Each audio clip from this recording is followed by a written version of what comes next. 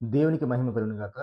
మరొక పర్యాయము మీతో వాక్యాన్ని పంచుకోవడానికి ఈ అవకాశం ఇచ్చినటువంటి తండ్రి అయిన దేవునికి, యేసుక్రీస్తు వారి ద్వారాగా పరిశుద్ధాత్మ యొక్క సహాయంతో నా హృదయపూర్వక కృతజ్ఞతాస్తుతులు చెల్లిస్తున్నాను. అదేవిధంగా ఆత్మీయులైన సహోదరి సహోదరులకు, బంధువులకు, స్నేహితులకు అందరికీ నా హృదయపూర్వక వందనములు మరియు శుభములు తెలియజేస్తున్నాను.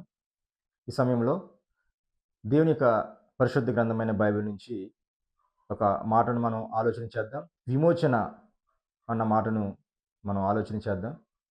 విమోచన అంటే విడుదల, విముక్తి అనే అర్థం వస్తుంది. ఎగ్జాంపుల్‌గా మనం మాట్లాడాలంటే బంధకము నుండి విడుదల, అలాగే పరిహారం చేయడం ద్వారాగా విడుదల, అలాగే విముక్తి ద్వారా విడుదల పొందడం అన్నది విమోచన యొక్క భావంగా, అర్థంగా మనం ఆలోచన చేయొచ్చు. ఇది సాధారణమైన అర్థం. అయితే బైబిల్ పరంగా అర్థం ఏంటంటే, విమోచన అంటే పాప బంధకముల నుండి మనుషులను దేవుడు ధర చెల్లించి వారిని పాప విముక్తులను చేయడం విమోచన అని అనొచ్చు. ఈ మాటలను మరింత వాక్య ధ్యానంలోనికి వెళ్ళి కొన్ని పరిశీలన చేసి ఇంతకీ విమోచన అంటే ఏంటి అన్నదాన్ని మనం ఆలోచన చేద్దాం. దేవుడు ఈ సృష్టిని చేశాడన్నది మనందరికీ తెలిసిన విషయమే. సృష్టిని చేసిన దేవుడు ఆ తర్వాత మనిషిని చేశాడు. అనగా మానవుని చేశాడు. అయితే ఈ సృష్టినంతా లేదా ఈ విశ్వాన్నంతా దేవుడు చేసిన తర్వాత, లేదా ఈ సృష్టిని చేసిన తర్వాత ఆయన అన్న మాట ఏంటంటే, ఈ సృష్టిని చూసి ఒకసారి మనం బైబిల్‌లోనికి వెళ్లి ఆలోచన చేయగలిగితే ఒక మాటను మనం చూద్దాం. ఆదికాండము మొదటి అధ్యాయము 31వ వచనం. ఆదికాండము మొదటి అధ్యాయము 31వ వచనం. దేవుడు తాను చేసినది యావత్తును చూచినప్పుడు అది చాలా మంచిదిగా ఉండెను. అస్తమయమును ఉదయమును కలుగగా 6వ దినమాయెను. ఇక్కడ ఆదికాండం మొదటి అధ్యాయము 31వ వచనంలో దేవుడు ఈ సృష్టిని చేసిన తర్వాత ఆ సృష్టిని చూసి అన్న మాట ఏంటంటే, అది చాలా మంచిదిగా ఉంది అన్నది ఈ మాటలు బట్టి మనం అర్థం చేసుకోవచ్చు. అంటే దేవుడు సృష్టిని చేసినప్పుడు ఈ సృష్టి ఎలాగుందంటే చాలా మంచిదిగా ఉంది అన్నది మనకు అర్థమవుతుంది. అయితే తర్వాత కాలంలో మనిషి యొక్క పతనం ఎలా ప్రారంభమైందంటే పాపం ద్వారాగా. ఏంటి ఆ పాపము అని మనం ఆలోచన చేస్తే, దేవుడు ఆదాము హవ్వలను చేసిన తర్వాత వారి విషయంలో కొన్ని మాటలు చెబుతూ అన్న మాటను మనం ఒకసారి బైబిల్‌లోకి చూడగలిగితే ఆదికాండము 3వ అధ్యాయము 6వ వచనం. స్త్రీ ఆ వృక్షము ఆహారమునకు మంచిదియు, కన్నులకు అందమైనదియు, వివేకమిచ్చు రమ్యమైనదినై ఉండుట చూచినప్పుడు ఆమె దాని ఫలములలో కొన్ని తీసుకొని తిని తనతో పాటు తన భర్తకు ఇచ్చెను. అతడు కూడా తినెను. దేవుడు ఏదెను తోటలో మంచి చెడుల తెలివినిచ్చే వృక్షాన్ని వేసినప్పుడు ఆ వృక్షాన్ని హవ్వ చూచినప్పుడు అది ఎలా ఉందో ఒకసారి 3వ అధ్యాయము 6వ వచనం చూస్తే, స్త్రీ ఆ వృక్షము ఆహారమునకు మంచిదియు, కన్నులకు అందమైనదియు, వివేకమునిచ్చు రమ్యమైనదినై ఉండుట చూచినప్పుడు ఆమె దాని ఫలములలో కొన్ని తీసుకుని తిని తనతో పాటు తన భర్తకును ఇచ్చెను. అతడు కూడా తినెను. ఇక్కడ ఆ వృక్షం యొక్క ఫలాలను హవ్వ తిని కొన్ని ఫలాలు తన భర్త అయిన ఆదాముకి ఇవ్వడం ఇక్కడ మనం చూస్తున్నాం. అంటే ఇక్కడ దేవుడు తినవద్దని ఏమైతే ఆజ్ఞాపించాడో, ఏమైతే చెప్పాడో ఆ ఆజ్ఞను హవ్వ అలాగే ఆదాము అతిక్రమించడం మనకి చూస్తాం. ఆదికాండం 2వ అధ్యాయము 16, 17 వచనాల్లో చూసినట్లయితే ఆదికాండము 2వ అధ్యాయము 16, 17 వచనాలు. మరియు దేవుడైన యెహోవా ఈ తోటలోనున్న ప్రతి వృక్ష ఫలములను నీవు నిరభ్యంతరంగా తినవచ్చును. అయితే మంచి చెడ్డల తెలివినిచ్చు వృక్ష ఫలములను తినకూడదు. నీవు వాటిని తిను దినమున నిశ్చయముగా చచ్చెదవని నరుడికి ఆజ్ఞాపించెను. ఇక్కడ దేవుడు మాట్లాడుతూ ఆదాముతో చెప్పిన మాట ఏంటంటే, మంచి చెడ్డల తెలివినిచ్చు వృక్ష ఫలములు తినకూడదు. ఇక్కడ దేవుడు ఆజ్ఞాపిస్తున్నటువంటి ఆజ్ఞ ఏంటంటే, ఈ తోటలో నువ్వు ప్రతి చెట్టుకున్న ఫలాన్ని తినవచ్చు. అయితే ఆయన ఒక కండిషన్ పెడుతున్నాడు. ఒక ఆజ్ఞ ఇస్తున్నాడు. ఏంటంటే 16వ వచనం. మరియు దేవుడైన యెహోవా ఈ తోటలో ఉన్న ప్రతి వృక్ష ఫలములను నీవు నిరభ్యంతరంగా తినవచ్చును. అంటే ఈ తోటలో ఉన్న ప్రతి వృక్ష ఫలాలు నువ్వు అభ్యంతరం లేదు, నిరభ్యంతరంగా తినవచ్చును. అయితే ఒక కండిషన్ ఏంటంటే 17వ వచనం. అయితే మంచి చెడ్డల తెలివినిచ్చు వృక్ష ఫలములను తినకూడదు. ఆ వృక్షాలలో మరొక వృక్షం ఏంటంటే మంచి చెడ్డల తెలివినిచ్చు వృక్ష ఫలములను తినకూడదు. నీవు వాటిని తిను దినమున నిశ్చయంగా చచ్చేదవని నరునికి ఆజ్ఞాపించాడు. ఇక్కడ ఆజ్ఞాపించడం అంటే కంపల్సరీ దేవుడు ఇచ్చాడు. ఆజ్ఞనిచ్చాడు ఆదాము గారికి. ఏంటి ఆజ్ఞ అంటే, ఇగో ఈ మంచి చెడ్డల తెలివినిచ్చే వృక్ష ఫలాలను తినకూడదు అన్నది దేవుడిచ్చిన ఆజ్ఞ. దేవుడు చెప్పిన ప్రతి మాట కూడా తప్పనిసరిగా వినవలసిందే. మరి ఎప్పుడైతే ఆ మాట వినలేదో అది ఏమవుతుందంటే ఆజ్ఞను అతిక్రమించడమే. అంటే ఇక్కడ మనం తెలుసుకోవాల్సింది ఏంటంటే ఆజ్ఞను అతిక్రమించడమే పాపము అని మనకి ఇక్కడ అర్థమవుతుంది. కాబట్టి ఆదాము హవ్వలు దేవుడు ఇచ్చినటువంటి ఆజ్ఞ ఏదైతే ఉందో ఆ ఆజ్ఞను అతిక్రమించడం ద్వారాగా మరి పాపం చేయడం అనేది జరిగింది. మరి ఆ పాపం ఆదాముతోనే అవ్వతోనే పోయిందా అనుకుంటే లేదండి. నాటి నుంచి నేటి వరకు కూడా ఆ పాపం వస్తూనే ఉంది. ఈ సందర్భాన్ని అపోస్తులైన పౌలు గారు చెబుతూ ఆయన ఏమంటున్నాడో ఒకసారి చూద్దాం. రోమపత్రిక 5వ అధ్యాయము 12వ వచనం. ఇట్లుండగా ఒక మనుషుని ద్వారా పాపమును, పాపము ద్వారా మరణమును లోకంలో ఎలాగు ప్రవేశించినో అలాగుననే మనుషులందరూ పాపం చేసినందున మరణము అందరికీ సంప్రాప్తమయ్యను. ఇక్కడ ఒక క్లారిటీ అపోస్తులైన పౌలు గారు సంఘానికి రాస్తూ చెప్తున్న విషయం ఏంటంటే ఒక మనుషుని ద్వారా పాపమును. ఇక్కడ మనం ఆలోచించవలసింది ఒక మనుషుడు ఎవరంటే ఆదం గారు. ఆ ఆదం గారి ద్వారా పాపము, పాపం ద్వారా మరణమును లోకంలో ఎలాగూ ప్రవేశించినో అలాగునే మనుషులందరూ పాపం చేసినందున మరణము అందరికీ సంప్రాప్తమయ్యను. అంటే ఆదాం గారు చేసింది ఏంటంటే పాపం. ఏంటి ఆ పాపం అంటే దేవుని మాటను వినకపోవడం. అనగా దేవుని మాటను అతిక్రమించడం పాపం అయితే ఆ పాపం ఆదాంతో పోకుండా ఆ ఆదాం ద్వారాగా వచ్చిన ఏదైతే అతిక్రమించాడో ఆ అతిక్రమము నేటికి కూడా మనుషులు చేయడం అన్నది ఇక్కడ అపోస్తులైన పౌలు గారు చెప్తున్న మాట. అంటే సేమ్ ఆదాం గారు ఏదైతే ఆజ్ఞను అతిక్రమించాడో అదే ఆజ్ఞ నేటికి కూడా మనుషులుగా అందరూ అతిక్రమిస్తున్నారు అని ఇక్కడ పౌలు గారి యొక్క ఉద్దేశం. ఈ పాపం వల్ల మనిషికి వచ్చిన నష్టం ఏంటంటే అది చిన్న నష్టం కాదండి. చాలా పెద్ద నష్టమే. ఆ నష్టం ఏంటంటే మరణం. అంటే పాపం ద్వారా మరణం వస్తుంది. ఎందుకు మరణం వచ్చిందంటే పాపం చేయడం వల్ల. ఆ పాపం ఏంటంటే దేవుని మాటను వినకపోవడం. ఇంకా చెప్పాలంటే దేవుని ఆజ్ఞను అతిక్రమించడం. దేవుని మాట అంటే ఆజ్ఞ. ఆయన ఆజ్ఞాపించాడంటే ఆ ఆజ్ఞను శిరస వహించాలని ఆయన ఆజ్ఞ ఇచ్చాడంటే తప్పనిసరిగా దాన్ని మనం అవలంబించాలి. తప్పనిసరిగా దాన్ని మనం ఫాలో అవ్వాలి. ఆదాము గారైనా, నేనైనా, మీరైనా, మరెవరైనా. కానీ అలాగా ఆదాము గారు చేసినటువంటి ఆ పాపం నేటికి కూడా ఉండడం. ఆ పాపం ద్వారాగా ఏమొచ్చిందంటే లోకంలోనికి మరణం వచ్చింది. అంటే పాపం ద్వారా మరణం వచ్చింది. రోమపత్రిక 5వ అధ్యాయము 12వ వచనం మళ్ళీ చదువుతున్నాను. ఇట్లుండగా ఒక మనుషుని ద్వారా పాపమును, పాపం ద్వారా మరణమును లోకంలో ఎలాగు ప్రవేశించినో అలాగుననే మనుషులందరూ పాపం చేసినందున మరణము అందరికీ సంప్రాప్తమాయెను. కాబట్టి ఆదాము ఏ పాపం అయితే చేశాడో ఆ పాపం ఈరోజు మనుషులకు కూడా సంప్రాప్తమాయెను. ఎలాగంటే ఆదాము గారు దేవుని మాటను అతిక్రమించడం. అనగా ఆయన ఆజ్ఞను అతిక్రమించడం. అది అతిక్రమించిన ఆయనతో పోకుండా ఈరోజు అదే అతిక్రమణ ఈరోజు మనుషులుగా నీవు, నేను అందరూ చేస్తున్నాం. అంటే దేవుని మాట వినకపోవడం. దేవుడు ఏదైతే చెప్పాడో ఆ మాటను మనం అతిక్రమించడమే ఆజ్ఞాతిక్రమం అవుతుంది. ఆ ఆజ్ఞ అతిక్రమించడం వల్ల ఏమొచ్చింది? మరణం వచ్చింది. అందుకని ఇక్కడ ఏమంటాడంటే ఇట్లుండగా ఒక మనుషుని ద్వారా పాపమును, పాపం ద్వారా మరణమును లోకంలో ఎలాగో ప్రవేశించినో అలాగుననే మనుషులందరూ పాపం చేసినందున మరణము అందరికీ సంప్రాప్తమైన. అంటే మనుషులందరూ కూడా ఏం చేస్తున్నారంటే ఆదాం చేసినటువంటి పాపమే చేస్తున్నారు. ఇందుకే ఆదాం చేసిన పాపం ఏంటంటే దేవుని ఆజ్ఞను అతిక్రమించడం. మరి ఈరోజు మనుషులు చేస్తున్నది ఏంటంటే మనము కూడా దేవుని ఆజ్ఞను అతిక్రమిస్తున్నాం. ఆయన మాటను వినడం లేదు. ఆయన మాటను పెడచెవిని పెడుతున్నాం. కాబట్టి ఏమొచ్చింది ఫలితంగా? మరణం కొని తెచ్చుకుంటున్నాం. మరణం వచ్చింది లోకంలోనికి. ఇదే రోమపత్రికలో 3వ అధ్యాయము 23వ వచనంలో కూడా పౌలు గారు ఏం చెప్తున్నారంటే ఏ భేదం లేదు. అందరూ పాపం చేస్తున్నారంటే చేస్తున్నారు. అందుకని ఇక్కడ ఏమంటున్నాడంటే ఏ భేదమును లేదు. అందరూ పాపం చేసి దేవుడు అనుగ్రహించు మహిమను పొందలేకపోతున్నారు. ఏ భేదం లేదు. అందరూ కూడా పాపం చేస్తున్నారు. పాపం చేయనటువంటి వారు ఎవరూ లేరు. అంటే పాపం చేయడం అంటే ఇక్కడ దేవుని ఆజ్ఞను అతిక్రమించడమే పాపం. ప్రియులరా ఒకసారి మనం ఆలోచన చేద్దాం. అందరూ పాపం చేస్తున్నారంటే చేస్తున్నారండి. ఏంటి ఆ పాపం అంటే ఆజ్ఞను అతిక్రమించడమే పాపం అంటున్నాడు. మరైతే ఈ పాపం నుంచి మనం ఎలా బయటపడ్డం? మరి ఈ పాపం నుంచి మనం ఎలాగా విడిపింపబడాలి అని మనం తప్పనిసరిగా ఆలోచన చేయాలి.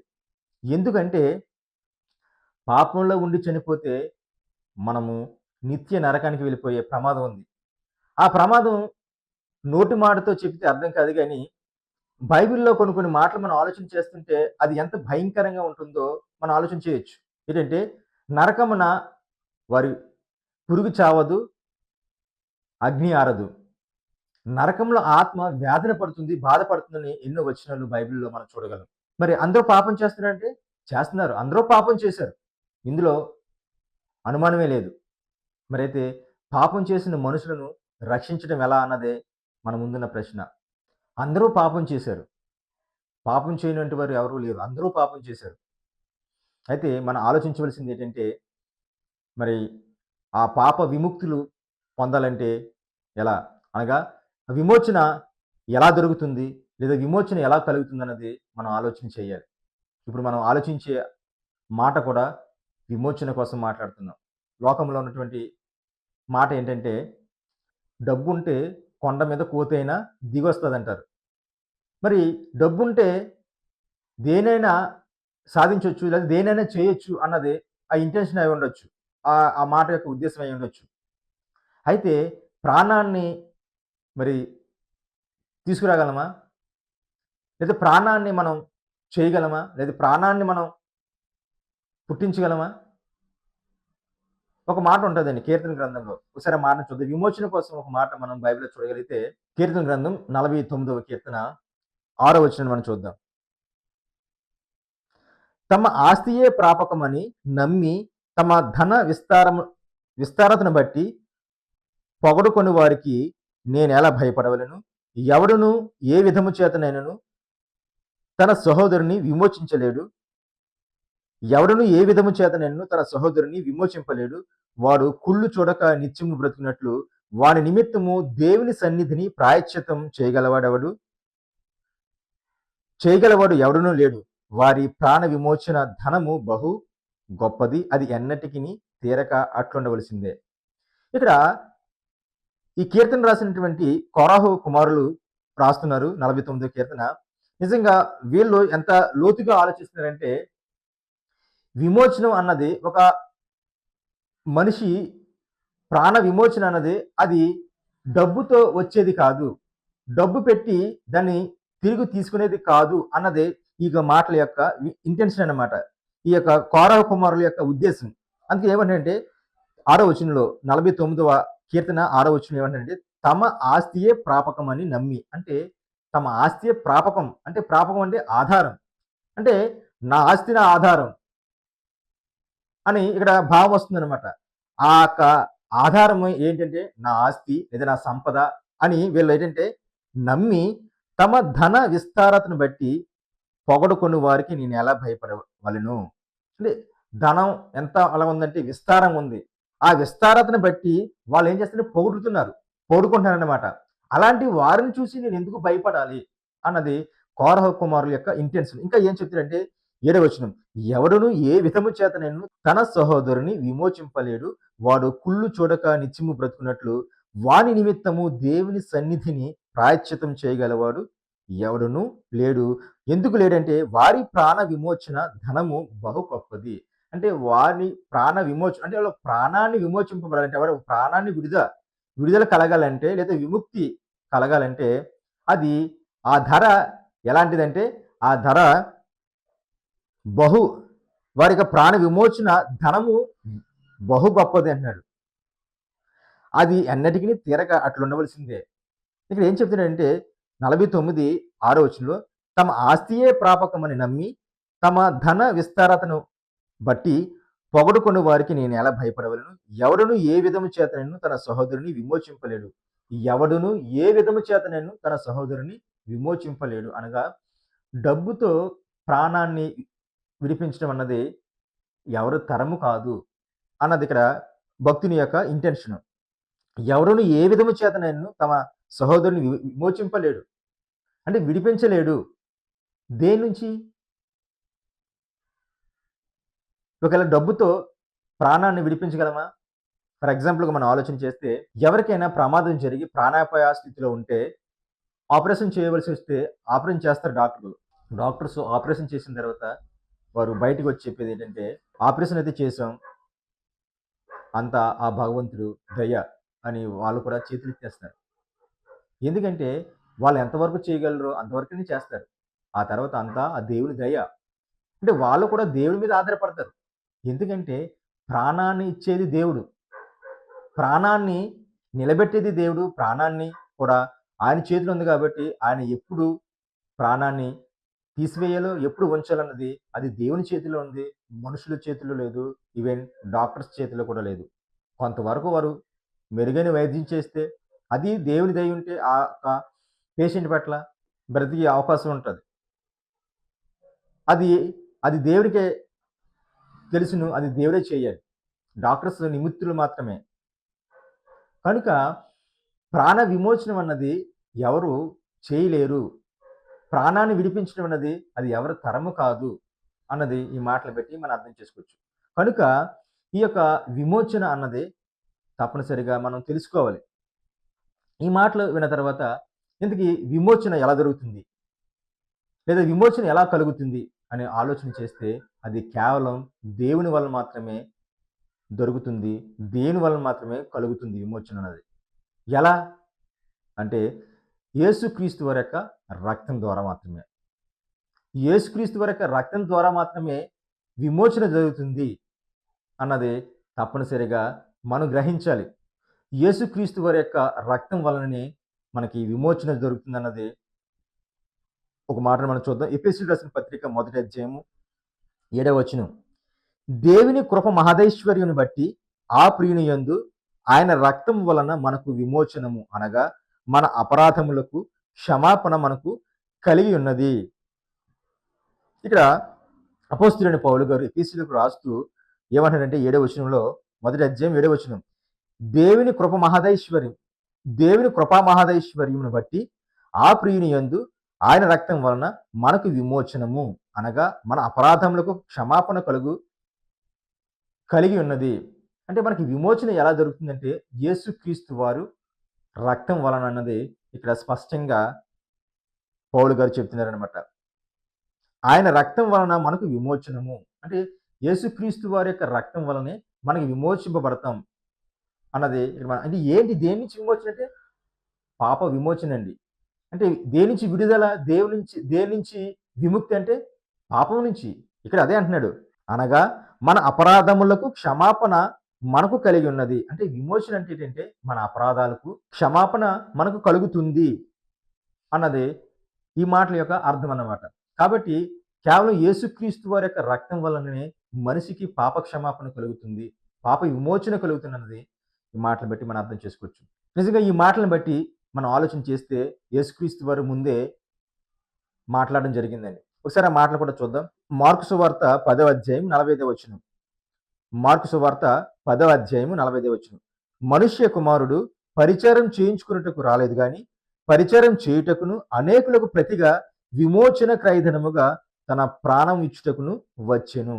ఇక్కడ యేసుక్రీస్తు వారు మాటల్లో మనం చూడగలిగితే మనుష్య కుమారుడు అనగా యేసుక్రీస్తు వారు పరిచారం చేయించుకున్నటకు రాలేదంటండి. పరిచారం చేయుటకును అలాగే అనేకులకు ప్రతిగా విమోచన క్రయధనముగా ఇక్కడ ఏమంటాడంటే అనేకులకు ప్రతిగా విమోచన క్రయధనముగా తన ప్రాణం ఇచ్చుటకు వచ్చెను అనెను. అంటే ఇంతకీ యేసుక్రీస్తు వారు ఈ లోకానికి ఎందుకు వచ్చారంటే అనేకులకు ప్రతిగా విమోచన క్రయధనముగా తన ప్రాణం ఇచ్చుటకు వచ్చెను. ఇదే మాటను మరొక సువార్తలో మనం చూడగలం. మత్తయి సువార్త 20వ అధ్యాయము 28వ వచనం. అలాగే మనుష్య కుమారుడు పరిచారం చేయించుకుంటకు రాలేదు గాని పరిచారం చేయుటకును అనేకులకు ప్రతిగా విమోచన క్రయధనముగా తన ప్రాణం ఇచ్చుటకును వచ్చినను. ఇక్కడ మార్కు సువార్తలో చదివిన సందర్భం అలాగే మత్తయి సువార్తలో చూసిన సందర్భం ఒకటే సందర్భం. ఏంటంటే యేసుక్రీస్తు వారు ఈ లోకానికి ఎందుకు వచ్చారంటే పరిచారం చేయించుకోవడానికి రాలేదు, పరిచారం చేయడానికి అలాగే అనేకులకు ప్రతిగా విమోచన క్రయ ధనముగా తన ప్రాణాన్ని ఇవ్వడానికి వచ్చానన్నది ఇక్కడ యేసుక్రీస్తు వారి యొక్క మాటల ఉద్దేశం. ఇక్కడ యేసుక్రీస్తు వారు మాట్లాడుతున్నది ఏంటంటే, అనేకులకు ప్రతిగా విమోచన క్రయధనముగా తన ప్రాణాన్ని ఇవ్వడానికి వచ్చానని యేసుక్రీస్తు వారు ముందుగానే చెప్పడం మనం ఇక్కడ చూస్తున్నాం. ఇక్కడ 2 సందర్భాల్లో అనగా మార్కు సువార్తలోను, అలాగే మత్తయి సువార్తలు ఇప్పుడు చూసిన ఈ సందర్భంలో కూడా మనకొక మాట చూస్తున్నాం. ఏంటంటే విమోచన క్రయధనము. మనం మాట్లాడుతుంది కూడా విమోచన కోసం మాట్లాడుతున్నాం. అయితే ఇక్కడ యేసుప్రభు వారు ఏమంటంటే విమోచన క్రయధనముగా తన ప్రాణం ఇచ్చుటకు వచ్చినను. ఇంతకీ విమోచన క్రయధనం అంటే ఏంటో చూసి మనం ముగించుకుందాం. మనం విమోచన కోసం ఆలోచిస్తున్నాం. అలాగే ఇక్కడ ఏమొచ్చిందంటే ఇంకోటి ఏమి యాడ్ అయిందంటే క్రయధనము. ఇంతకీ క్రయధనం అంటే ఏంటంటే క్రయం అంటే కొనడం. ధనం అంటే డబ్బు. అంటే ఏదైనా ఒక వస్తువు ఉందనుకోండి, దానికి చెల్లించిన ధర ఉంటది చూసారా? దాన్ని ఏమంటారంటే క్రయధనము. అంటే ఒక వస్తువు కొనడానికి చెల్లించినటువంటి ధర క్రయధనము అని అర్థం వస్తుంది. అయితే ఇక్కడ విమోచన క్రయధనం అంటే ఇక్కడ యేసుక్రీస్తు వారు 2 సందర్భాల్లో మాట్లాడేది ఏంటంటే, అనేకులకు ప్రతిగా విమోచన క్రయధనముగా తన ప్రాణాన్ని ఇవ్వడానికి వచ్చానని యేసుప్రభు వారు చెప్పడం చూస్తున్నాం. విమోచన క్రయధనం అంటే బైబిల్ ప్రకారంగా విమోచన క్రయధనం అంటే ఏంటంటే, పాప బంధకంలో ఉన్న మనుషులను విడిపించడానికి చెల్లించిన ధర. ఏంటి ఆ ధర అంటే యేసుక్రీస్తు వారి యొక్క రక్తం. అంటే యేసుక్రీస్తు వారి యొక్క రక్తం మనుషుల యొక్క పాపాల నుండి విడిపించి జరిగింది కాబట్టి దీన్ని బైబిల్ ఏమని అర్థమిస్తుందంటే విమోచన క్రయధనము. అంటే విమోచన అంటే విడిపింపబడడం. దేని నుంచి? పాపం నుంచి. అంటే పాపం నుంచి విడిపించి దానికి ఉపయోగించిన లేదా పాపం నుంచి విడిపించడానికి చెల్లించిన ధర ఏంటంటే రక్తం. యేసుక్రీస్తు వారి యొక్క రక్తం అన్నది ఈ మాటలను బట్టి మనం అర్థం చేసుకోవచ్చు. ఈ మాటను బేస్ చేసుకుని అపోస్తలుడైన పౌలు గారు తిమోతికి రాస్తూ ఏమని మాట్లాడారో ఒకసారి చూద్దాం. తిమోతికి రాసిన మొదటి పత్రిక 2వ అధ్యాయం 6వ వచనం. ఈయన అనగా యేసుక్రీస్తు వారు అందరి కొరకు విమోచన క్రయధనముగా తన్ను తానే సమర్పించుకొనెను. దీనిని గురించిన సాక్ష్యము యుక్త కాలం యందు ఇయ్యబడును. ఇక్కడ పౌలు గారు తిమోతికి రాస్తూ చెప్పిన మాట ఏంటంటే యేసుక్రీస్తు వారు అందరి కొరకు విమోచన క్రయధనముగా తన్ను తానే సమర్పించుకొనెను. అంటే యేసుక్రీస్తు వారు తనకు తానుగా ప్రాణాన్ని ఇచ్చాడు. ఎవరి కోసం అంటే పాపంలో ఉన్నవారి కోసం. ఆ పాపంలో ఉన్నవారికి ఏం చేయాలి? విడుదల చేయాలి. ఆ పాపంలో ఉన్నవారిని ఏమి కలగాలంటే విముక్తి కలగాలి. అందుకనే విమోచన క్రయధనముగా తన రక్తాన్ని యేసుప్రభు వారు ఇచ్చారు అని జ్ఞాపకం చేస్తూ పౌలు గారు తిమోతికి రాస్తున్నారు. కాబట్టి ఈ మాటలన్నింటిని బట్టి మనం చూస్తే యేసుక్రీస్తు వారు విమోచన క్రయధనముగా తన ప్రాణాన్ని ఇచ్చారు, తన రక్తాన్ని కార్చాడు అన్నది ఈ మాటలను బట్టి మనం అర్థం చేసుకోవాలి. ఇకపోతే యేసుక్రీస్తు వారి యొక్క రక్తం విలువ నిజంగా చాలా అమూల్యమైనదండి. దానికి వెల ఎంత కట్టినా తక్కువ అవుతుంది. దానికి వెల కట్టలేం. ఆయన యొక్క రక్తం అంత విలువైనది, అంత అమూల్యమైనది. అందుకనే పేతురు గారు ఈ మాట గురించి రాస్తూ యేసుక్రీస్తు వారి యొక్క రక్తం ఎలాంటిదో చెబుతున్నారు. ఒకసారి ఆ మాటను కూడా చూసి మనం ముగించుకుందాం. పేతురు గారు రాసిన మొదటి పత్రిక మొదటి అధ్యాయము 19వ వచనం చూద్దాం. 19వ వచనం చదువుతున్నాం. 18వ వచనం నుంచి కూడా చూద్దాం. పితృ పారంపర్యమైన మీ వ్యర్థ ప్రవర్తనను విడిచిపెట్టినట్లుగా వెండి బంగారముల వంటి క్షయ వస్తువుల చేత మీరు విమోచింపబడలేదు కానీ అమూల్యమైన రక్తం చేత అనగా నిర్దోషమును నిష్కలంకమునకు గొర్రెపిల్ల వంటి క్రీస్తు రక్తం చేత విమోచింపబడితిరని మీరు ఎరుగుదురు కదా. అంటే ఇక్కడ ఏం చెప్తున్నారంటే పితృ పారంపర్యమైన మీ వ్యర్థ ప్రవర్తనను విడిచిపెట్టినట్లుగా వెండి బంగారముల వంటి క్షయ వస్తువుల చేత మీరు విమోచింపబడలేదు కానీ. అంటే మీరు ఎలా విమోచింపబడ్డారు అని చెబుతూ ఏమన్నారంటే మీరు మీ పితృ పారంపర్యాచారంగా అయితే పితృ పారంపర్యమైన మీ వ్యర్థ ప్రవర్తనను విడిచిపెట్టినట్లుగా. మీ యొక్క ప్రవర్తన ఎలాగుండేదంటే మీ పితరులు ఎలాగైతే చేశారో ఆ విధంగా మీ ప్రవర్తన ఉండేది. అది ఎలాంటి ప్రవర్తన? వ్యర్థ ప్రవర్తన. అది ఎలాంటి వ్యర్థ ప్రవర్తన అంటే వెండి బంగారముల వంటి క్షయ వస్తువుల చేత మీరు విమోచింపబడలేదు. అంటే మీరు వెండి బంగారం చేత విమోచింపబడాలనుకున్నారు కానీ ఆ విధంగా మీరు విమోచింపబడలేదు అని చెబుతూ 19వ వచనం ఏమంటారంటే అమూల్యమైన రక్తం చేత అనగా నిర్దోషమును నిష్కళంకమునకు గొర్రెపిల్ల వంటి క్రీస్తు రక్తం చేత విమోచింపబడితిరని మీరు ఎరుగుదురు కదా. అంటే యేసుక్రీస్తు వారి యొక్క రక్తం ఎలాంటిదంటే అమూల్యమైనది. అమూల్యమైనదంటే అక్కడ అర్థం చెప్తున్నాడు. అమూల్యమైన రక్తం చేత అనగా నిర్దోషము నిష్కళంకమునకు గొర్రెపిల్ల వంటి క్రీస్తు రక్తము. అంటే యేసుక్రీస్తు వారి యొక్క రక్తం ఎలాంటిదంటే నిర్దోషమైనది. యేసుక్రీస్తు వారి యొక్క రక్తం ఎలాంటిదంటే నిష్కళంకము, అంటే కళంకం లేనిది, పరిశుద్ధమైనది, పవిత్రమైనది. అంటే నిర్దోషమైనది అంటే దోషం లేనిది. యేసుక్రీస్తు వారి యొక్క రక్తం దోషం నిజమే. నిజంగా మాటను బట్టి మనం ఆలోచిస్తే యేసుప్రభువారు ఏమనంటే, నాలో పాపం ఉందని మీలో ఎవడు స్థాపించగలడు? నిజంగా ఆయన రక్తం అంత పవిత్రమైనది, అంత కళంకం లేనిది, పరిశుద్ధమైనది, నిర్దోషమైనది, నిష్కళంకమైనదని ఇక్కడ పేతురు గారు చెప్తున్నారనమాట. అయితే అందుకనే అంటే అంటే యేసుక్రీస్తు వారి రక్తం అంత విలువైనది. నిజంగా ఆయన రక్తం మనం వెలకట్టలేనిదండి. అలాంటి రక్తాన్ని మన కోసం ధారపోసి, అలాంటి రక్తాన్ని మన కోసం కార్చి మనల్ని విడిపించుకోవాలన్న ఆ యొక్క ఆలోచన యేసుక్రీస్తు వారికి ఉండడం నిజంగా మనం ఎంతో గొప్ప ధన్యులని చెప్పాలి.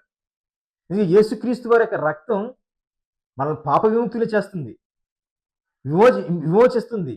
యేసుప్రభు వారి యొక్క రక్తం విడుదల చేస్తుంది పాపం నుంచి విముక్తులు చేస్తుంది. ఆయన రక్తం అంత ఇంపార్టెంట్, అంత పవిత్రమైనది, అంత లేనిది, నిష్కళంకమైనది యేసుప్రభు వారి యొక్క రక్తం. మరి అలాంటి నిష్కళంకమైన రక్తాన్ని, మరి అలాంటి నిర్దోషమైన రక్తాన్ని ఈ రోజున ఆ యొక్క రక్తం చేత పాపాలు కడుక్కోవాలని ఎవరైనా అనుకుంటే తప్పనిసరిగా ఆయన యొక్క రక్తాన్ని ఆశ్రయించాలి. అలాగే రక్తాన్ని ఆశ్రయించిన మనము లేదా మీరు మరి దాన్ని ఎంత పవిత్రంగా మనం చూడాలి.